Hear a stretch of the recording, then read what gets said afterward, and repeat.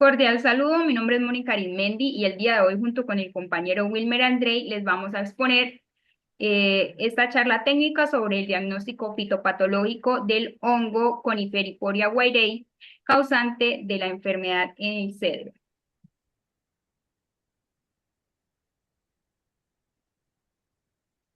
Vamos a dar una pequeña charla sobre el manejo, sobre cómo esta enfermedad ha venido afectando la zona del Chocó. Entonces, ¿qué nos interesa? Que los técnicos tengan como tal claro la identificación de los signos y síntomas de esta enfermedad.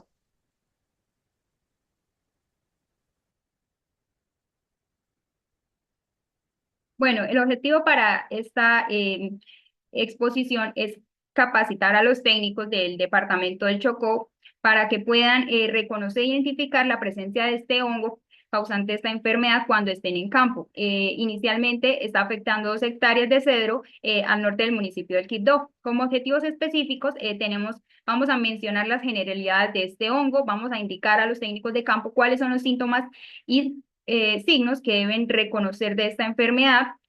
Vamos a establecer cuáles son esos parámetros necesarios para la toma de muestras en campo, exponer cuál es la forma de procesamiento una vez estas muestras llegan al laboratorio y vamos a explicar las consideraciones generales para lo que es una enfermedad cuarentenaria. Bueno, en generalidades vamos a exponer brevemente lo que es los hospedantes. Entonces, este hongo principalmente se ha distribuido en Norteamérica, por ello aquí tenemos un caso nuevo. Entonces, allá hace parte o infesta a especies como de árboles como el abeto Douglas, también árboles como los abetos plateados o abetos blancos del Pacífico. Esta variante se presenta principalmente en el árbol de cedro rojo occidental y el cedro amarillo. También infecta las especies en el área donde se encuentre distribuido. Bueno, ¿qué es Coniferiporia wireyi? Este patógeno, que anteriormente se conocía como Felinus wireyi o Poria wireyi, es un hongo basidiomicete que se encuentra en los bosques de coníferas en zonas específicas. ¿Qué hace este hongo? Pues se caracteriza por causar la pudrición de la raíz y el cogollo en ciertas especies de coníferas que son muy valoradas económica y culturalmente. Anteriormente se conocía como una sola enfermedad, pero luego de un proceso de segregación se dio a conocer que son 2 patógenos diferentes que infestan a distintas especies. Entonces, estas enfermedades comúnmente las conocemos como podredumbre radicular laminada o podredumbre radicular y de la base laminada del tallo. Bueno, el ambiente en el que se da para ellos es muy favorable la humedad alta. eh, no tiene nada que ver el tema del vigor o el estrés del huésped, es decir, que el árbol puede estar sano, vigoroso, y aún así puede ser infestado por este patógeno. ¿Qué quiere decir? Generalmente los hongos o las enfermedades se apoderan de aquellas plantas que están más débiles, por decirlo en términos comunes, pero que tengan mala nutrición, estrés hídrico, bueno, que tengan heridas. En este caso nada tiene que ver la salud del árbol, porque igual existe la probabilidad de que este patógeno le cause un daño irreparable a la planta. Bueno, el ciclo de la enfermedad. Aunque la dispersión por esporas se considera relevante solamente en distancias cortas, todo el inóculo importante para el manejo de este previene de diseminación a largas distancias. ¿Por qué medios? Mediante el troncos, los restos de árboles, la corteza o las raíces que están infestadas. Este hongo no puede crecer en el suelo como otras enfermedades, pero el solo contacto entre raíces y los injertos son suficientes para que se mantengan activos. El reconocimiento en campo, ¿qué es lo que vamos a observar visualmente? Bueno, las fructificaciones se conocen como basidiocarpos, que son aquella parte visible de ese hongo que podemos evidenciar. Se forman en la base de los árboles o en las raíces, aunque ocasionalmente se pueden ubicar hasta 6 pies de altura. El control de este hongo es bastante difícil, bastante complejo. El tratamiento se debe centrar en eliminar todos aquellos restos de los árboles talados donde el hongo puede persistir durante décadas. Eh, los restos representan pues la fuente principal del inóculo porque allí sobrevive y también le sirven como medio de propagación. Entonces, siendo así, lo más recomendable es identificar y eliminar los residuos, además, pues sembrar especies o plantaciones resistentes y menos susceptibles alrededor de donde se encuentre el material infectado. Bueno, los síntomas. Los síntomas son aquellas manifestaciones que podemos observar, que podemos evidenciar. Entonces, en este caso, el daño y la descomposición que se genera por este hongo empieza por el micelio. El micelio, para decirlo en términos comunes, es como la parte radicular, podría decirse, del hongo. Este micelio se encuentra en los restos de los árboles antiguos, como lo mencioné antes, y allí vive mucho tiempo entre los troncos durante años. Entonces, este hongo causa la podredumbre radicular y después de los primeros signos de infección, el árbol muestra. Ya, entonces aquí vamos a mirar crecimiento reducido, el follaje delgado, asimétrico, la marchitez, clorosis o cambios en la coloración y muerte agresiva de las ramas. Entonces, muchos árboles, aquí la problemática es que muchos de los árboles que se infectan pues no muestran signos, digo, síntomas en la copa por mucho tiempo y posteriormente pues pueden ser derribados por el viento. Entonces, los síntomas en árboles jóvenes, los árboles jóvenes generalmente mueren antes de que se expanda la enfermedad. La enfermedad avanza, pudre la madera, se presenta una coloración amarillenta, laminada, como picada, lo que produce pues la posterior descomposición. En la etapa temprana pues, se evidencia una mancha de forma creciente, de forma esférica, de coloración rojiza o marrón en la parte superficial del duramen del árbol. Em, la madera en la fase de descomposición tardía ya es de color amarillo, está totalmente descompuesta y tiende a separarse en capas o en láminas muy finas sobre el anillo anual del árbol, que como bien saben, pues es la parte ya interna como del tronco. El hongo en su actividad forma agujeros o túneles muy pequeños mientras descompone el tejido de la madera. Generalmente los árboles que se infectan, pues ya saben, son atacados por hongos, por enfermedades, por otros patógenos. Bueno, aquí en las imágenes de los síntomas observamos, como lo mencioné antes, la muerte de ramas, cambio de color, lo podemos ver en las copas, árboles derribados, observamos la mancha que se mencionó anteriormente de color marrón. Estos son árboles que tienen 60 años de edad y aún así, pues con la enfermedad fueron arrastrados por el viento. Aquí también observamos árboles derribados, la pudrición de la raíz, nuevamente la mancha de color rojizo, la madera en descomposición, la parte de los anillos anuales del árbol que les mencioné anteriormente. Bueno, aquí observamos dos imágenes muy interesantes que son, podemos ver aquellos agujeros que se presentan cuando ya la desintegración es totalmente avanzada. eh, en la parte interna del árbol. Y la última es como una toma satelital, bueno, donde se presentan huecos dentro de un bosque debido a la podredumbre de las raíces laminadas. Bueno, los signos de este patógeno, los signos generalmente son aquellos que algunas veces podemos evidenciarlo a simple vista, otras veces no. En este caso, el signo es como la muestra evidente ya de que el patógeno pues está en el árbol. Entonces el hongo forma cuerpos fructíferos que se llaman técnicamente basidiocarpos, que son similares a costras, como lo podemos ver en la imagen, tienen un margen estéril, es decir, que este margen pues no produce esporas, presenta colores distintos, blanco crema, y crecen en la parte baja de los tallos o de las raíces que ya están descompuestas. Vemos el micelio blanco o marrón también en las raíces, pérdida de corteza, tejido necrosado. Entonces, esas son las partes que hacen evidente la presencia del hongo. Aquí vemos ya la madera totalmente descompuesta, que es lo que hace parte, vemos cómo se ve una parte borrosa de color marrón rojizo en el centro superior de la imagen. Y bueno, la toma de muestras la va a exponer el compañero Andrei. Bueno, excelente información. Bueno, un paso importante para esta charla, para esta práctica, es el tema de la toma de muestras para ser enviadas al laboratorio. Según el ICA, necesitamos los datos del solicitante, nombre, dirección, la localización del cultivo.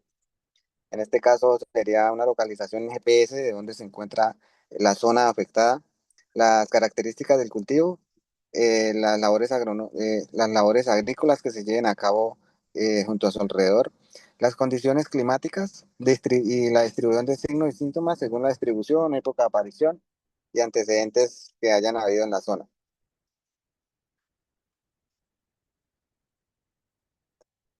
Bueno, ¿qué información requerida? Inicialmente necesitamos hacer una evaluación de la zona, una inspección del lote, hacer un monitoreo en X, en Z, en W, teniendo en cuenta dónde se encuentran las especies que están, digamos, afectadas. En este caso, pues, eh, estamos hablando sobre el cedro, entonces evidenciar, caminar en círculo y mirar dónde se encuentra estas especies. Tome muestras previamente a inicio de la mañana, inicio de la semana. Procure utilizar herramientas adecuadas, no improvisar, no ir a campo sin las herramientas que necesitemos para tomar estas muestras. Como bien sabemos, los órganos que tenemos que recolectar para llevar a laboratorio son las raíces, preferiblemente raíces que tengan de 15 a 30 centímetros. Importante llevar parte que creamos que esté sana, como parte también que creamos que tenga la enfermedad presente. De la misma forma, llevamos un trozo de la parte del tronco, que es donde se evidencia también la futura evidencia del patógeno. Entonces es importante llevar raíces y tronco para detectar esta enfermedad. Eh, bueno, los muestreos de productos de procesamiento de muestras de productos vegetales tenemos en cuenta. Primero, secar el exceso de humedad, que las raíces no hay que lavarlas, no hay que aplicarles sustancias para conservantes, eso prácticamente alteraríamos la muestra con eso. Entonces la echamos en una bolsita plástica nueva, bien rotulada, y que no se nos vaya a alterar, a refundir y que llevemos cosas que no tengan validez ante el laboratorio. También que se recomienda llevar prácticamente eh, parte aérea, parte suelo, parte raíz, parte tronco separada. No juntar todas las muestras, sino llevarlas separadas en diferentes bolsas y como prácticamente bien organizado el trabajo de campo.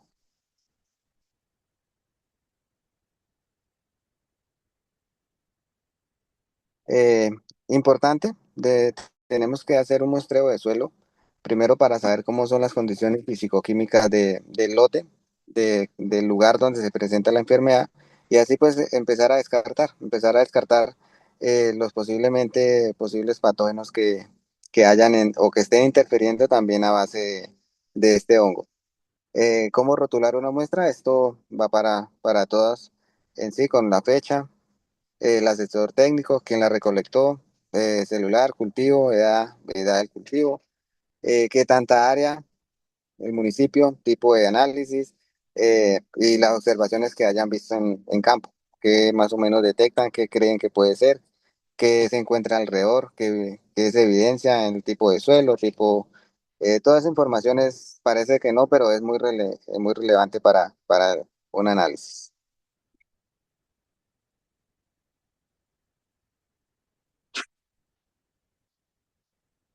Bueno, ¿cómo tomar una muestra de suelo? Primero, como dije antes, no improvisar. Si sabemos que vamos a campo, llevamos nuestra buena pala, llevamos un recipiente, porque pues el método de toma de muestra de suelo comprende en tomar varias muestras y luego mezclarlas, reunirlas en una sola, homogenizarlas y hacer su respectiva bolsita para así analizar. Importante, necesitamos para muestras de suelo, se requiere de 500 gramos a 1 kilo de muestra para ser analizada. Para esta enfermedad, pues queremos también que se tome suelo que esté cerca a las raíces afectadas, de esta manera, pues para tener una idea base también de qué microorganismos tenemos presentes en el suelo.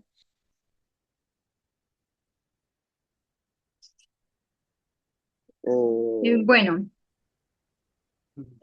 respecto a la temática ya de análisis de laboratorio, primero que nada, pues según el ICA, es una de nuestras fuentes principales, debemos saber que estas muestras se deben proteger de la desecación, del nivel de humedad, del sol, del calor. El material debe conservarse durante el transporte en una nevera de icopor, se debe acondicionar de las siguientes formas. Introducir en el fondo de la cava un fuel refrigerante o hielo en bolsas plásticas, colocar encima de estas bolsas una rejilla para poder separar las muestras. No utilizar materiales como madera o cartón para el aislamiento de la muestra, porque se puede humedecer y esto puede generar crecimiento de microorganismos. Introducir las muestras, colóquelas encima de la rejilla y mantenga la temperatura de conservación en un rango de 4 grados a 8 centígrados. Posteriormente, selle la nevera con una cinta adhesiva y si el envío se realiza inmediatamente y si no es así, pues refrigerar y rotular el material. Este material se debe enviar y entregar al laboratorio en un máximo no mayor a 2 días después de haber sido recolectado en el campo y se envían estas muestras de manera que esto concuerde con el horario laboral del laboratorio. No se reciben muestras que se presenten en estado de deterioro y se tendrán que volver a analizar nuevamente. Anexar el soporte de muestras o el registro fotográfico y realizar los trámites administrativos correspondientes de acuerdo a los procedimientos internos establecidos. ¿Cómo se debe tratar una muestra en el laboratorio? Bueno, primero se debe inspeccionar de forma visual, describir los síntomas y signos de una forma detallada, indique la zona de la planta donde se localizan. Esto para seleccionar los tejidos que serán procesados y donde se realizarán las técnicas de aislamiento. Entonces, bueno, estos tratamientos ya se hacen una vez que la muestra llegue al laboratorio. Entonces, es importante que ustedes pues conozcan este procedimiento paso a paso. Bueno, como segunda medida, para poder describir estos signos y síntomas, la muestra se observa a simple vista o también bajo una lupa estereoscópica para reconocer los signos como el micelio o las esporas o los cuerpos fructíferos.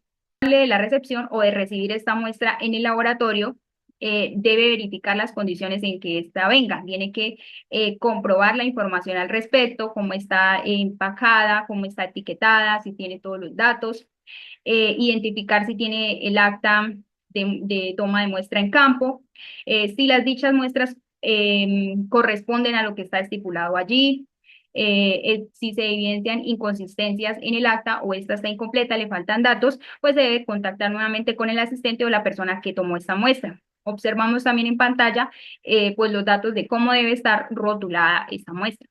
Bueno, luego tenemos el almacenamiento. Entonces, estas muestras se analizan en el menor tiempo posible antes de que se aparezcan otros cambios físicos o químicos que alteren pues, el producto vegetal o los resultados. Asimismo, pues se asegura la integridad para que no hayan cambios en los resultados analíticos que se esperan.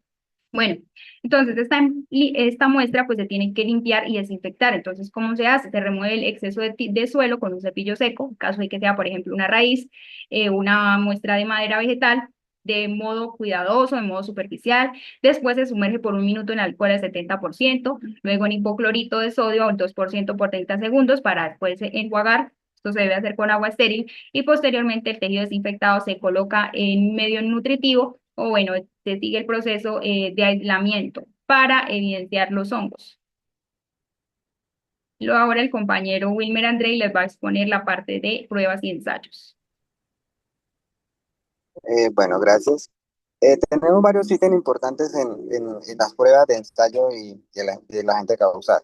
Primero, la desinfección, como lo dijo mi compañera anteriormente, con hipoclorito de sodio, preferiblemente al 1%, y alcohol al 1%. Más o menos esto tiene que estar por 1 minuto. Y luego procedemos a sembrar este tejido, esta muestra en un medio de cultivo. Preferiblemente hay muchos, pero creemos que en un PDA es ideal. También, el segundo ítem son las cámaras húmedas, el cual consta de depositar en nuestra muestra en un recipiente totalmente aislado de viento, de aire como tal, depositar nuestra muestra con ayuda de algodón quirúrgico humedecido y esperamos unos días para ver qué se evidencia en esta muestra.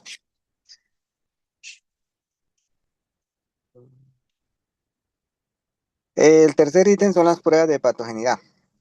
En este se observan, ya después de ser aislados los hongos, se identifica si son la causa de la enfermedad. En este caso se pueden, mediante un microscopio, se puede observar las linfas, las estructuras reproductivas, cuando ya hay esporulación. Cabe mencionar que este hongo en muchos casos prácticamente no fructifica en laboratorio. Eh, la observación microscópica, esto ya aislado, el organismo ya con el ADN que ya tenemos del aislamiento, se realiza una prueba PCR, una técnica que nos da la confiabilidad para determinar qué tipo de hongo es, si es este hongo o no lo es.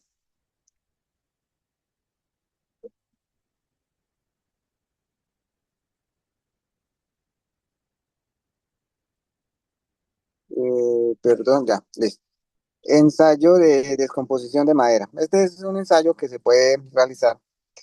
Se evalúa la pudrición de la madera de manera controlada. Allí se evidencia el tipo de patrón de descomposición, o sea que podemos evidenciar diferentes tipos de descomposición en la parte radicular o de tronco.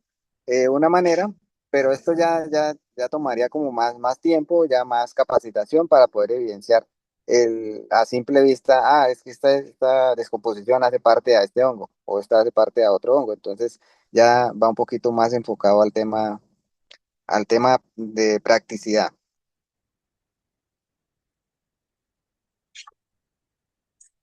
Bueno, ya mi compañera les explica la taxonomía de este patógeno.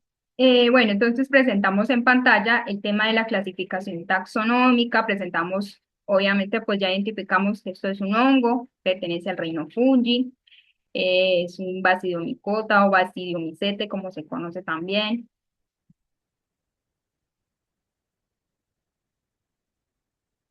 Bueno, las estructuras macroscópicas del hongo.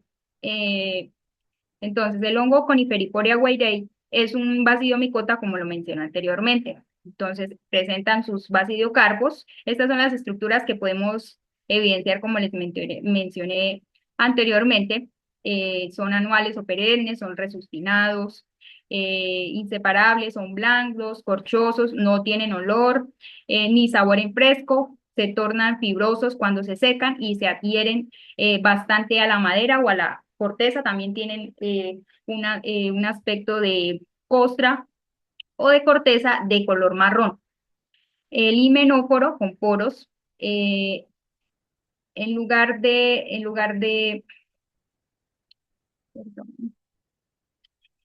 en lugar de láminas, el himenio tiene poros diminutos donde se forman las esporas. Entonces, generalmente son 4 esporas. El micelio se forma al interior de la madera infectada, a veces es visible como un fieltro de coloración blanca, como polvillo, como raicillas. Bueno, en el tejido muerto, su forma es una red de hilos finos, muy parecido a las raíces, muy delgada, como un algodón, y a simple vista puede parecer un moho o una telaraña. Se ve con muchos filamentos largos y ramificados, que son las hifas, son las estructuras que forman este micelio. Bueno, en las estructuras microscópicas, que ya es lo que podemos evidenciar bajo una lupa o en el laboratorio con el microscopio, están los basidios, que son claviformes, tienen 4 esterismas o 4 esporas que producen basidiosporas. Las basidosporas son de forma globosa, son elipsoidales, tienen un apículo pequeño, son lisas, son transparentes, son de paredes delgadas y sirven para reproducir y para que el hongo se disperse. Las hifas, en pocas palabras, son abundantes, son esas estructuras que le dan, forman los micelios del hongo, son de color marrón rojizo, son alargadas, de 5 a 10 micros de diámetro y hasta 3 milímetros de longitud, tienen una pared engrosada. Entonces, su sistema hifal es monomítico, es decir, que solo tienen una hifa generativa que se encarga del crecimiento y de la reproducción. A menudo son ramificadas. Bueno, en cuanto a la distribución geográfica, pues la presencia de este hongo es conocida en Canadá, en Estados Unidos y también se tienen reportes en Asia. Bueno, ya para finalizar, ¿qué es una enfermedad cuarentenaria? Tenemos dos conceptos. En un FAO, pues es una enfermedad cuarentenaria, es aquella que es de importancia económica y que es potencial, tiene un potencial peligro, aun cuando la enfermedad no esté presente o si está presente no esté ampliamente distribuida y aunque se encuentre bajo control oficial, sigue siendo un riesgo potencial. La otra definición es que son aquellas enfermedades de importancia económica y ambiental que se han introducido recientemente al país, como en el caso de este hongo, o que su distribución en el territorio nacional es limitada, casi nula en este caso, y provocan efectos negativos sobre los recursos forestales.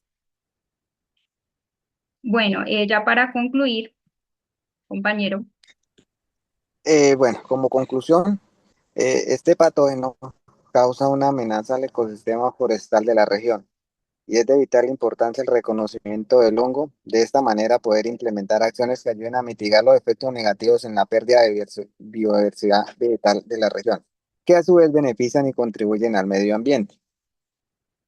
bueno, por mi parte, pues concluyo con que la presencia de este fitopatógeno pues puede traer consecuencias muy graves para la afectación de la zona, ya que es una enfermedad, como lo mencioné anteriormente, cuarentenaria, que quiere decir que también que una vez que se ha establecido es demasiado difícil de erradicar y es así por lo que es importante contar con un monitoreo constante, crítico, persistente. Además de que es fundamental realizar los protocolos correctos para su identificación, conocer los procesos y los protocolos de muestreo y pues todos necesitamos conocer el manejo que se le da en un laboratorio.